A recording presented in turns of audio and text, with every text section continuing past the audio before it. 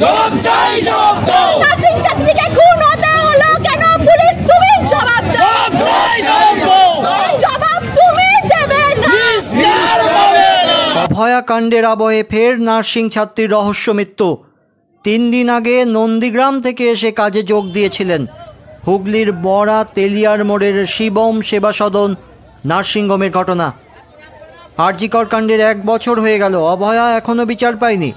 তারই মধ্যে ফের নার্সিং ছাত্রীর রহস্য মৃত্যু। কর্তব্যরত অবস্থায় নার্সিং ছাত্রীর রহস্য মৃত্যু, দানা বেঁধেছে রহস্য। পরিবারের অভিযোগ পুলিশের বিরুদ্ধে। পরিবারকে না জানিয়েই পুলিশ দেহ লোপাটের চেষ্টা করে। আরও অভিযোগ, কোনো সহযোগিতা করেনি পুলিশ। পরতে পরতে দানা বেঁধেছে রহস্য। সিপিএম থেকে শুরু করে বিভিন্ন রাজনৈতিক দল, সাধারণ মানুষ পথে নেমেছে, প্রতিবাদ জানিয়েছে, বিচারের দাবি তুলেছে এবং শাস্তির দাবি তুলেছে। যারা এই ঘটনার সঙ্গে যুক্ত, যারা দোষী, তাদের উপযুক্ত শাস্তির দাবি তুলেছে। একজন নার্সের ঝুলন্ত দেহ পাওয়া গেছে। এখনো পর্যন্ত জানা যায়নি যে তিনি আত্মহত্যা করেছেন না খুন হয়েছে। আমরা দেখেছি যে সকালবেলা শুনেছি, তখন থেকে আমরা আছি।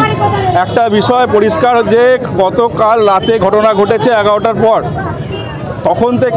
তখন থেকে আরম্ভ করে 10:30, 11টা পর্যন্ত নার্সিংহোমের মালিক এখানে উপস্থিত হয়নি।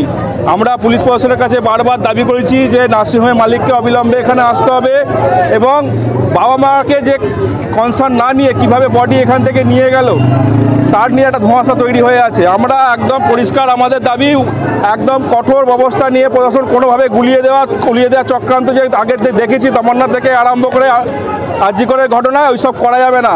আমরা যতক্ষণ না বিচার হচ্ছে, যতক্ষণ না সঠিক তদন্ত হচ্ছে, তদন্ত করে দোষীরা সাজা পাচ্ছে, ততক্ষণ আমরা রাস্তায় থাকবো। এর বাইরে কোনো হবে না, কারণ এইসব নার্সিংহোমগুলো তৃণমূলের মদতে, প্রশাসনের মদতে এইসব চলছে। প্রতিদিন দেখবেন বিভিন্ন জায়গায় আজকে রেপ, ধর্ষণ থেকে হচ্ছে। নারীদের নিরাপত্তা কোথায়? আর কত বাংলার মায়ের কোল খালি হবে? কতদিন দেখবে এই বাংলা এটা বাংলা ঐতিহ্য আজকে তৃণমূলের নরকে পরিণত করে দিয়েছে। এর বিরুদ্ধে আমাদের লড়াই আছে।